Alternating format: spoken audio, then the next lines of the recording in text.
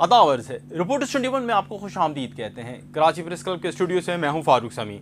इससे कबल आपने मुझे यकीनी तौर पे किसी भी सियासी रहनुमा के किसी बयान को बहुत ज़्यादा तनकीद का निशाना बनाते हुए नहीं देखा होगा। इससे कबल आपने मुझे किसी भी बड़ी तंजीम या जैसे कि पीपल्स पार्टी हो या दीगर लोग हों उनके क़ानूनी मामलात पे तो मैंने या उनके रवैये पे या इस हवाले से तो बात ज़रूर की होगी कि वो सिंध के अंदर तरक्याती काम करा रहे हैं या नहीं करा रहे। पाकिस्तान की खारजा पॉलिसी के हवाले से भी हो सकती हैं बात या दीगर बातें, लेकिन किसी के बयान को और उनकी इस तरह के बयान के मैंने इससे कबल बात भी नहीं की और मैं समझता भी नहीं था कि मुझे शायद कभी करनी पड़े। लेकिन मुत्तहिदा कौमी मूवमेंट के कायद अल्ताफ़ हुसैन साहब जो कि गुज़श्ता अपनी कई ऐसी बातों पर जो कि उनके मुताबिक स्लिप ऑफ टंग हो जाती थी वो माफ़ियाँ मांग चुके हैं। लेकिन गुज़श्ता रोज़ उन्होंने ख़ुद एक ऐसा बयान दे दिया जो कि बहुत ही ज़्यादा काबिल मज़म्मत रहा और उस हवाले से कई हलकों से काबिल उस पर मज़म्मत भी की गई है। ये बयान उन्होंने जो दिया है उसमें उन्होंने हमारे जो दुश्मन मुल्क है जिसकी जानिब से हम इस वक्त मुसलसल जारहियत का सामना कर रहे हैं, बहावलपुर में मुजफ्फराबाद के अंदर मासूम बच्चों को निशाना बनाया गया है। उन मासूम बच्चों को जो निशाना बनाया गया है जिनकी उम्रें 4 साल से 12 साल के दरमियान थी। इर्तिज़ा जैसा मासूम बच्चा जिसके चेहरे को देखकर हर आंख अशबार हुई। इसी तरह जो दीगर बच्चे थे जो मस्जिद सुभान अल्लाह के अंदर शहीद हुए, जो फैमिली थे जो कि मौज़िन की फैमिली थी या जितने भी लोग थे उन सब पे सबको अफसोस था। लेकिन वज़ीर आज़म जो भारतीय वज़ीर आज़म हैं उनसे नरेंद्र मोदी साहब ने से जो है अल्ताफ़ हुसैन साहब ने मदद मांग ली, चाहे वो अखलाकी तौर पे मांगी हो, क़ानूनी तौर पे मांगी हो, ये किसी भी तौर पर पाकिस्तानियों को जायज़ नज़र नहीं आता है।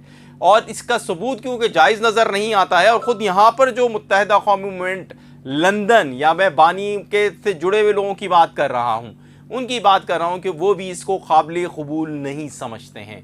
गो के बहुत सारे ऐसे लोग जो कि उनके करीबी सर्किल के होंगे वहाँ पर, उन्होंने जो बात की होगी वो ये हो सकता है कि उनकी बात हो और उनकी हाँ में हाँ मिला रहा हूँ, लेकिन यहाँ के लोग इसको एक सियासी खुदकश हमला जो कि उन्होंने खुद अपने आप पर किया है वो करार दे रहे हैं। एक ऐसे मौके पे जब लाहौर हाई कोर्ट से उनकी तकरीर के हवाले से बात होने वाली थी, उससे कोई रिलीफ मिलने वाला था, नहीं तो सुप्रीम कोर्ट से कोई रिलीफ मिल सकता था। सियासी सरगर्मियों में उनके कारकुनान आहिस्ता आहिस्ता निकलने शुरू हुए थे। ऐसे में अपने ही पाँव पे लगता है कुल्हाड़ी मार ली गई है। लेकिन इस कुल्हाड़ी मार के इसको सियासी दावपेच से हटकर अगर बात की जाए तो ये आखिर उन्होंने बात क्या की। मैं ये बात बड़े वसूख से कह रहा हूँ, इसमें कोई दो राय नहीं, क्योंकि ये जो मुझे मैसेज है वो ख़ुद मुस्तफ़ा अज़ीज़ आबादी साहब की जानिब से पूरा उनकी प्रेस रिलीज मिली है, क्योंकि हम सहाफ़ियों के राब्ते होते हैं उनसे। और मैं इस हवाले से ये बात कैसे कहूँ कि जो पाकिस्तान का दुश्मन है वो किसी भी कम्युनिटी, चाहे वो मैं खुद उर्दू स्पीकिंग हूँ या मैं कोई उर्दू स्पीकिंग पाकिस्तानी हूँ या कोई सिंधी हो, कोई पंजाबी हो, बलोची हो, कोई भी शख्स जो कि पाकिस्तान का खौर खा नहीं है, वो किसी भी कम्युनिटी का खैर खौर जो पाकिस्तान में बसती है उसका कैसे हो सकता है। क्या अक़लियतों यानी मुस्लिम कम्युनिटी पर भारत में होने वाले जुल्म को अल्ताफ़ हुसैन साहब ने नज़रअंदाज कर दिया था जो उनसे मदद मांगी? क्योंकि क्या वहाँ पे जो मसाजिद के साथ हो रहा है, जो हमारे लोगों के बिज़नेस के साथ हुआ गुजरात में, इन चीज़ों को उन्होंने नज़रअंदाज कर दिया था कि आप उस नरेंद्र मोदी से मदद मांग रहे हैं। वो नरेंद्र मोदी जिसको दुनिया गुजरात के खसाई के नाम से जानती थी, जिसको पाकिस्तान और अमेरिका, पाकिस्तान को में की जो अवाम है वो अमेरिका को अच्छा नहीं समझते। यही वजह है कि हम इमरान खान साहब को बड़ी मकबूलियत मिली थी उनके उस बयानिए पे कि उन्हें अमेरिका ने निकाला। लेकिन क्या अमेरिका में भी उनके ऊपर पाबंदी नहीं थी नरेंद्र मोदी साहब के? इन तमाम बातों के बावजूद उनकी जानिब से नरेंद्र मोदी से मदद मांगना ने यहाँ पर मौजूद ऐसे बहुत से लोगों को जो कि उनकी क़ानूनी और हक़ के लिए या उनकी आज़ादी के लिए या आज़ादी इजहार की सरबुलंदी के लिए बात कर रहे थे, उनको भी सोचते पे मजबूर कर दिया कि वो आगे इनके लिए बात करें या ना करें। हकीकतन ये बात मैं आपको बता रहा हूँ कि यही हुआ है। पाकिस्तान के हवाले से जब ये पूरी लड़ाई शुरू हुई, ऑपरेशन सिंदूर लॉन्च हुआ और उसके बाद अभी ऑपरेशन राहे हक लॉन्च नहीं हुआ था। पाकिस्तान ने बुनियादुल मरसूस की जो आगाज़ नहीं किया था ऑपरेशन बुनियादुल मरसूस का, लेकिन कराची के नौजवान सबसे आगे थे। कराची के नौजवानों ने भरपूर तरीके से मुहिम चलाई थी। कराची के नौजवानों ने मीम्स बना बना कर भारतीयों का जो सर है वो शर्म से झुका दिया था। कराची के ही ये नौजवान थे और पूरे पाकिस्तान के नौजवान थे, लेकिन इब्तिदा कराची के जो IT सेक्टर के जो लोग हैं उनकी जानिब से की थी, जिसमें मीम्स बनाई गई थी। मोदी साहब की मीम्स थी, चाय पिला दो अदरक वाली, और बहुत सारी चीज़ें ऐसी की गई थी जिससे खुद मोदी साहब परेशान होकर उन्होंने कराची के नौजवानों को या पाकिस्तान के नौजवानों को टारगेट किया।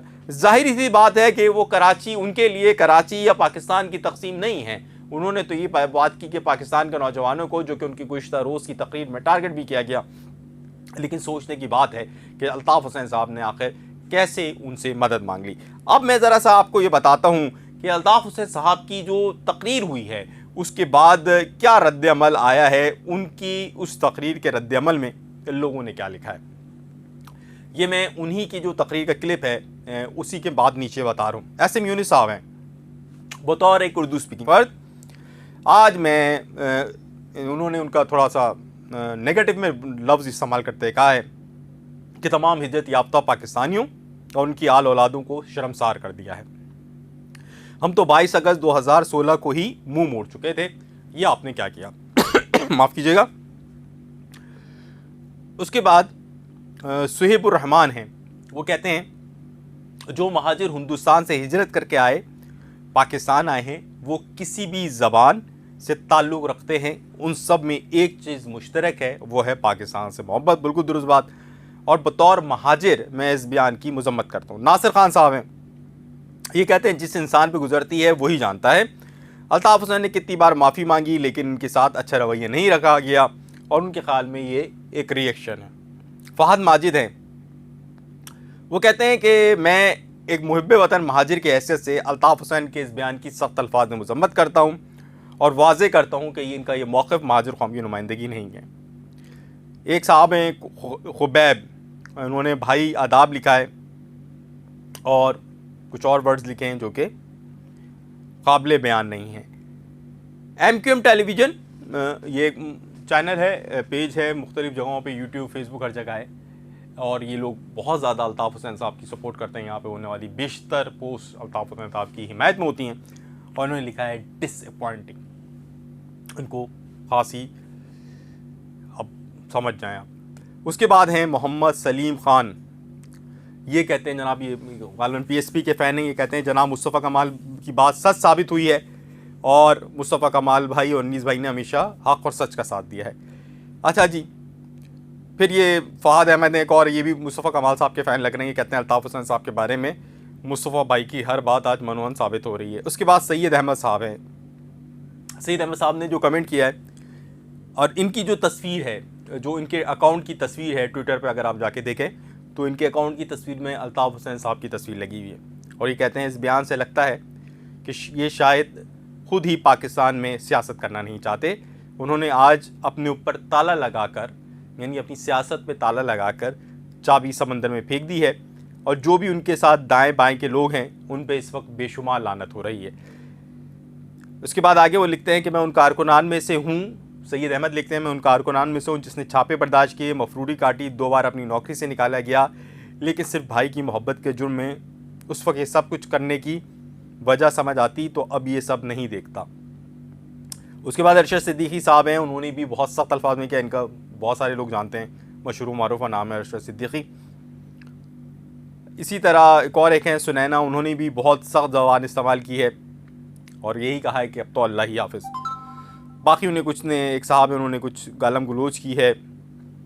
फायरवर्क्स हैं और फायरवर्क्स ने भी कहा है कि मैं आपके मुतालबात से लाताल्लुक़ी का इजहार करता हूँ। ये एक कुल मिला के कहते हैं कि जो खल्क़ खुदा की आवाज़ को नखार खुदा समझो, जो कहते हैं एक मशहूर मुहावरा है, ये बिल्कुल वो वाली बात है। अल्ताफ़ हुसैन साहब से ने इस वक्त, इससे क़बल भी जो उन्होंने ये बातें की उसकी उन्होंने माफ़ी मांगी, लेकिन हर बार माफ़ी पे माफ़ी नहीं मिलती। इस वक्त मुल्क हालत जंग में है और ऐसे में अल्ताफ़ हुसैन साहब की जानिब से जो किया गया है, इसने बहुत सारे जो उनके वो लोग थे जो कि इनको सपोर्ट कर रहे थे उनको भी परेशान कर दिया है। छापों का सिलसिला यकीनी तौर पे होगा और कुछ भी नहीं हो सकता जब आप रियासत के इस कदर अगेंस्ट चले जाएं कि अपने दुश्मन से मिल जाएं, वो दुश्मन जो कि इस वक्त आप पे हमला किया हुआ है, आप पे जंग के मुसल्लत किया हुआ है।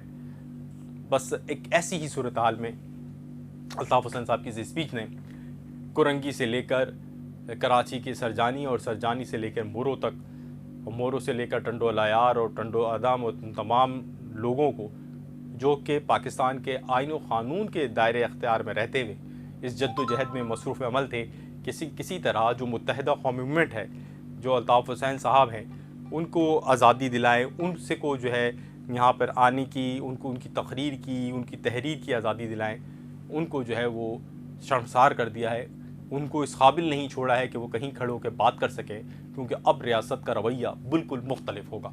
और ये बात ख़ुद अल्ताफ़ हुसैन साहब को भी करने से पहले सोचनी चाहिए थी कि उनके हज़ारों, लाखों, करोड़ों कारकुन अब इनके इस बयान के बाद किस जगह पे खड़े होंगे। अपने अपने गिरदोनवा के लोगों का ख्याल रखिएगा। आज की इनकी इस बयान के बाद इस पर ज़रूर एक व्लॉग लाजमी था जो किया गया। आदाब अर्ज़ है।